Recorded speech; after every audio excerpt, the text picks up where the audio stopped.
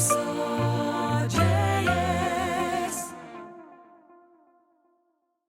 I'm Michał Matłoka, a full-stack engineer at Postdoc. But this is just my small lightning talk today.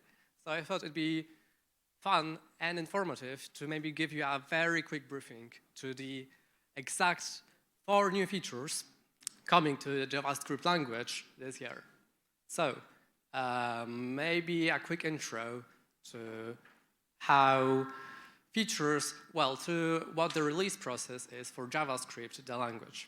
So we have many JavaScript implementations.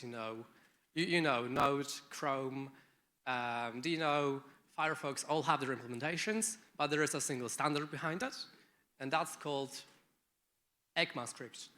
So ECMAScript is the single blueprint for how JavaScript works and the way that new features get added.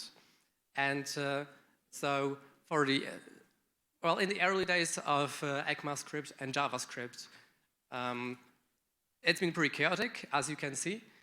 But since 2015, the schedule that ECMA, the organization running the whole process, has been coordinating, has been really predictable. And that's every single year. In June, we all get a new version of the whole language. So, well, June is right around the corner. So next month, we're going to get ECMAScript 2023, the 14th edition, and it has exactly 4 new proposals that got accepted and are shipping in basically all environments that you can use right now anywhere with regard to JavaScript. So let's see. Change number 1, you can now change array by copy. So we've got a whole new 4 methods on the array prototype, where you could actually see in the previous talk, we had to use the spread operator on an array, and then do .reverse to get the reversed version. Now you can just do to_reversed every place that you would actually want to do that. So you get a very efficient way of getting a reversed copy of the array without modifying the original one. And this applies to reversed, sort, spliced. And the cool thing is, you can also do that even with bracket notation. So that's a new thing. Array find from last is kind of on this theme. So that's very similar. Again, not a revolution at all. It's just that whereas previously you could do .find, you can now do .find last, and it will give you the result from the very end.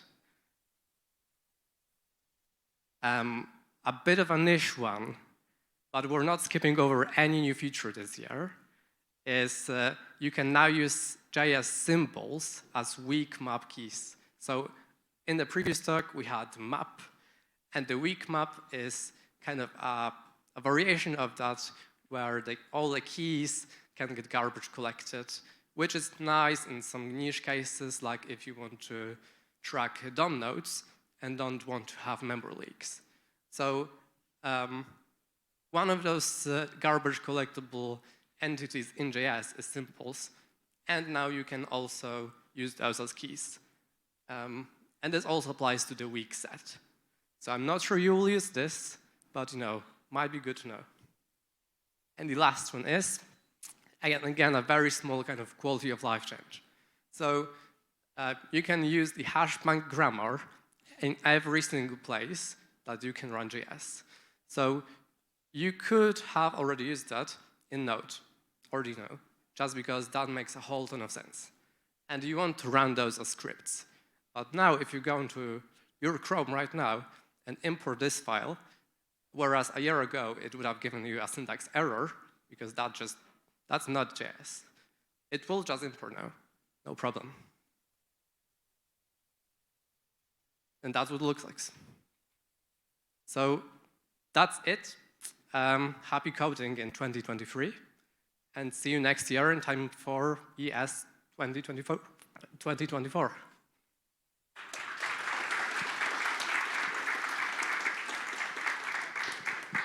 So, who's asking the question? Is it Krzysztof Wojnarowski? Krzysztof Wojnarowski from Box has a question to you. Hi, this is Krzysztof Wojnarowski from Vox. I got a question regarding this copy of an array that is like reversed. Is it a deep copy of an array or just? No, I think that works exactly like the spread operator. So that's just the shallow copy. Okay, disappointing, but thank you. Yeah.